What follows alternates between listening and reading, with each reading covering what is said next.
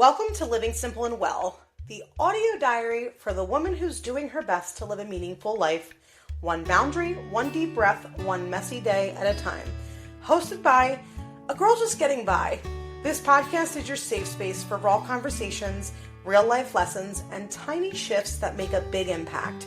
From navigating complicated relationships and motherhood meltdowns to curating a soft, slow morning routine and showing up for your dreams. We're talking about it all, vulnerably, honestly, without the pressure to have it all figured out. Here, it's not about hustle culture or perfection. It's about coming home to yourself, simplifying the noise, and choosing to live well on your own terms. So pour your coffee, take a walk, or hide in your closet for some peace and quiet. You're safe here. Welcome back, friends, to Living Simple and Well. I am so glad that you are here today. We are talking about one of my absolute favorite things, and that is a fall reset. You know that feeling that you get when the air turns crisp, the mornings are a little darker, you start craving cozy blankets and soups. Something about it just feels like the truest new year. Like, forget January.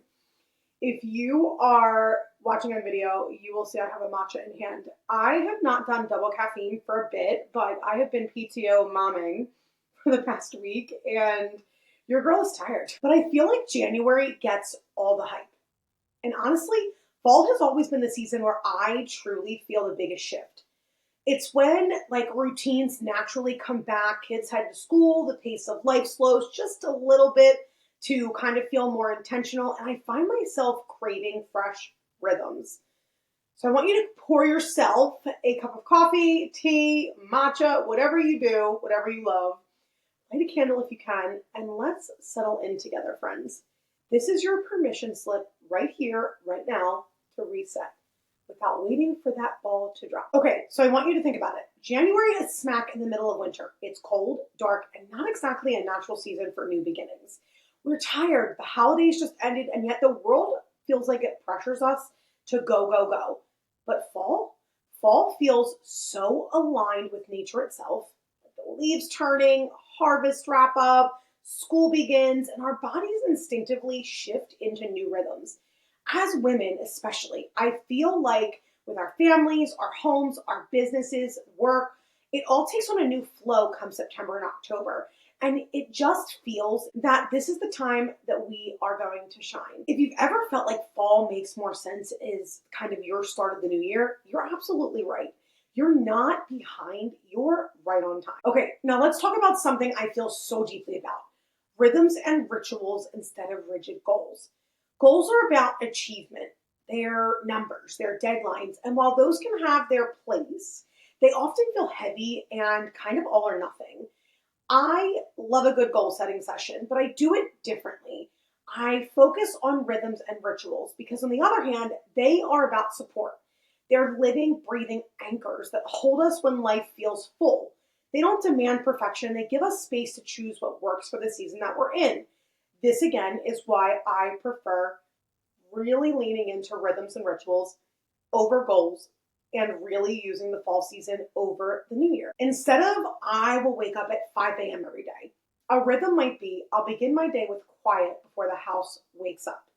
That might look different each morning. Sometimes it's journaling, sometimes it's stretching, sometimes it's just sipping your coffee while it's hot. But the rhythm is the same, a gentle start to your day on your own terms. So as you think about your own reset this fall, I want you to hold rhythms and rituals above rigid goals.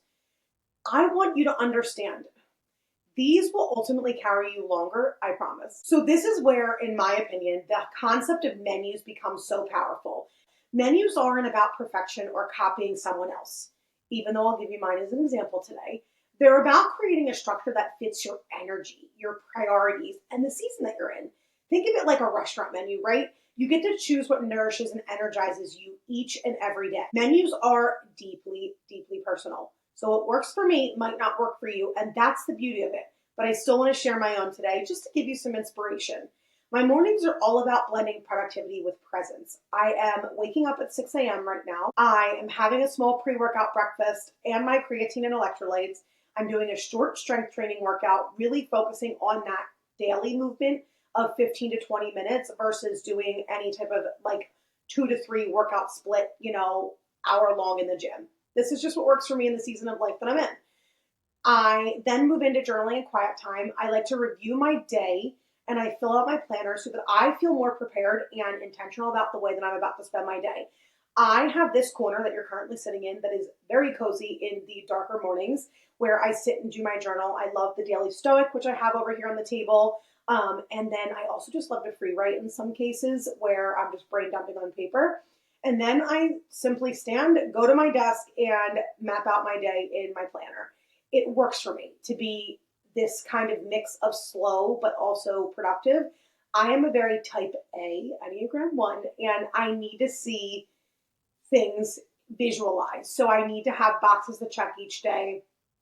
And I like to review my day. I like to compare my digital calendar to my physical planner, and it just works for me. But again, make it work for you. I want to give you some alternatives. If you're looking for maybe a slower, cozy morning, you can wake naturally, sip coffee or tea, maybe some gentle stretching or a walk, journaling or reflection, and reading quietly or setting intentions. If you're more creatively focused and you want to have a morning like that, maybe you have a mindful breakfast, 15 to 30 minutes of creative work. Maybe you listen to a podcast or music while moving through some light tasks. Maybe you reflect on weekly goals or projects. If you are focusing on your family in the mornings, maybe you're waking up early for quiet time, getting a family breakfast or shared ritual in with the kids, and a quick planner check-in, then you focus on your connection. These are all ways that you can customize for you. And then I want to shift a bit because I think the evening is maybe almost more important than the morning, because in my opinion, when I first started creating rhythms and rituals for myself, I actually reverse engineered it and started in the evenings because I genuinely believe that the evening sets up a solid morning. So let me give you mine. I am starting my evenings on most nights because we are active, busy people. So this doesn't work 100% all of the time, but I'm going to list out times here. These are ideal times. And that's something that I want you to have structured into your calendar. But I sometimes have to flex this and move it around given activities and the season of life we're in. So that's something that I want you to remember when you are building out your menu as well, friends. Evenings are where I unwind and reconnect. So while my mornings are kind of split between slow and productive, my evenings are really geared towards recharging, slowing down, and really some self-care. So around 6:30, I give my daughter a bath. She gets cozy in my bed while I take my own shower around 7. I love to listen to a podcast while I shower. I am usually listening to that same podcast while getting on my own cozies and doing my skincare. And then I love around 7:30 to make a peppermint tea or my favorite mocktail, which is currently Rituals magnesium powder with tart cherry juice and a poppy lemon lime. Very specific. I love that combination. It's just doing it for me these days. Around 8 p.m., this is where we are spending our family time together. My husband is on a shift right now, which is hopefully changing soon, from 8 a.m. to 8 p.m. So he is usually getting in around 8:30. So that's usually when our family time begins. He's hopefully moving from 6 a.m. to 6 p.m. And that will be a game changer for having everybody here together earlier in the day. Nothing like him walking in the door at 8:30 when everybody is settled and everybody wanting daddy. Okay, so then at 8:30 we're upstairs for stories and bedtime. Post bedtime, Mama gets about 30 minutes of reading on the Kindle if I am lucky, and some nights I am Pinterest scrolling with blue light blockers. I do try to read more often than not, but I do love a good Pinterest scroll, especially at starts of new months and when I feel like I need some inspiration. I do not do any type of other social like Instagram or TikTok. I like to keep it after, 9 o'clock. I don't use any type of social media if I can avoid it. I'm not perfect every single night, but I really try past 8:30, 9 o'clock to not be on my phone. I do like to habit stack, so sometimes I'll have my red light on, sometimes I'll lay on my acupressure mat while I'm reading, and then around 9:30, we are lights out. Sleepy spray, a weighted eye mask, my Nod Pod is my tried and true, and my supplements. Currently loving the Zen capsules from Cured Nutrition. They are so good. I am what I would consider a decent sleeper, but I sometimes have trouble with my sleep latency, which is falling asleep. And that is simply just because I have a very overactive brain and lots on my mind. So these Zen capsules help me so much with that. And I've been loving them lately. I have a discount code, Mama Finally, if you are interested in trying them, from Cured Nutrition. Sounded like an ad, wasn't an ad. It really just is something that I love. Also, I will put a discount code for Lofty, the alarm clock that I have. They came out with a new feature that I think I talked about in the last episode, where it locks your apps for you. So similar to like an Opal or Brick, it has it built into their alarm clock app now, and it is a game changer. I have been doing it for a few weeks now, and it has really helped me break the habit of just automatically going to like Instagram or checking emails or whatever first thing in the morning or later at night. So some alternatives for you if you are looking for slower reflective evening. You can take a warm bath or a shower, candlelight, herbal tea, journaling, gratitude, reflection, reading or gentle stretches before bed. If you're looking for more social, family-focused evening, have a family dinner, maybe story time and quiet play, check in with your partner or friends, short wind down, music or conversation. And if you're looking for creative self-care focused evenings, maybe listen to a podcast or audiobook while doing your skincare or stretching, meditation or mindfulness practice. I genuinely believe the biggest game changer for me in the evenings was taking away electronics and blue light prior to bed. If you can do an hour, great. If you can do 30 minutes, also great. Just try to disconnect from it a bit before you are actually lights out. Menus are yours to build based on energy, based on the season that you're in and what feels truly nourishing to you. I genuinely want you to honor your individuality here. Some days you're going to pull from multiple menus. Other days you're just going to pull from one. Write your options down. This is your personal blueprint for intention without rigidity. Fall is also the bridge into winter, which is nature's season of slowing down. Animals hibernate, plants go dormant, and yet we expect ourselves to push harder than ever in January. What if instead we lean into the natural slowness? Maybe that looks like earlier bedtimes, cozy meals, more reading, slower walks. Maybe it's doing less but feeling more grounded in what you choose to do. Slowness isn't laziness, it's alignment. When we give ourselves permission to match the season, we stop fighting against our own energy and start flowing with it. I want to give you some practical, cozy ways to reset this fall. I want you to refresh your space. Swap blankets, light a candle, declutter a corner. Small changes create a seasonal reset. Anchor a new ritual. Pick one practice, journaling, walking, reading, or tea before bed. Create a seasonal menu. Build the menus for mornings, evenings, and maybe even a weekly routine menu based on your energy. Simplify nourishment. This was something that was really big for me.